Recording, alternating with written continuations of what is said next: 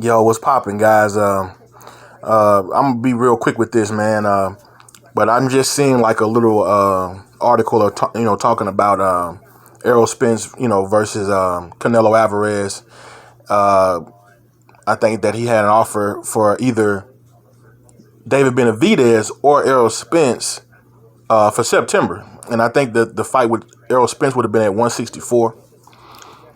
My question for you guys is, how do you guys think that fight would have gone? And if they ever do fight, how does it go? This is a fight, bro. I gotta be honest. I've never really thought about this fight as much because I don't think it's gonna ever happen, really, man. I think that that's a fight where I'm not too sure for Spence really like that, dog. You know what I'm saying? Even though Spence got the skill set, this, and the third, but I would like to see how, I mean, that's a little far-fetched kind of as of right now. I mean, you got Canelo at 175. You got, Spence at 147. So I'm not really sure, man, like how that would go. I mean, but I will say this. If that fight would have ever happened, and if it ever will happen, depending on Spence. If Spence can get past Bud Crawford, if he can go up to 154 and do his thing, and he can win belts there, I think that it could make more sense. If he looks good at that weight, he can move up, and there's a possibility they can meet somewhere around there. I can see that then. But I think as of right now, I'm not really too sure how that would go. I just see, Canelo's just too big. He's the much bigger guy. I mean, it'll be a great fight. It would be that would be a super fight. One of the all-time classic as far as just how much money it would bring in. I mean, that would be huge, man. It would be very big of a fight if it could happen, but I'm not sure it's going to probably happen, man. I'm really not sure of that, but that is a toss-up to me, man. But I feel like if I had to pick right now, I'm going to say possibly Canelo going to win that fight, man. I just think that he's too big of a guy. And I really think that, Spence probably hasn't been proven enough as of yet to get that fight with him. So it kind of shocked me when I seen that, hey, the reports were that, hey, he actually got offered $55 million to fight either Benavidez or Errol Spence. Now, he got offered, I think, $45 million to fight Jamal Charlo this month, instead of Bivol or whatever. So my thing is, what do you guys think? Do you think that he did the right thing by taking this off? I mean, he's getting $53 million against Bivol. He would have got $45 million against Charlo.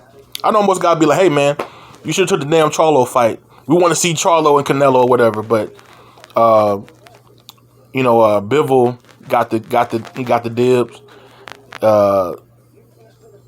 But I really feel like, man, we're going to eventually see those fights. And, don't be surprised, man, if you end up seeing these type of fights next year.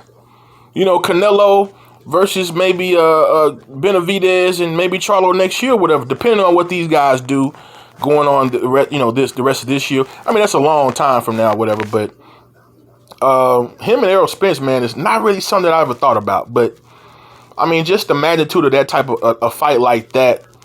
I mean, shit, man, that's a big fight. That would be something huge, man. And I don't know where it would be. Maybe Texas, because it's, it's big. You got your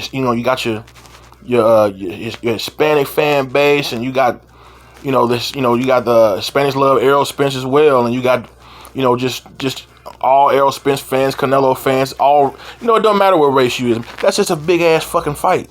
That's a big fight, man. I really think that, you're going to hear that he ducked Errol Spence. I've already seen a couple posts and stuff like that, but I'll say this, man.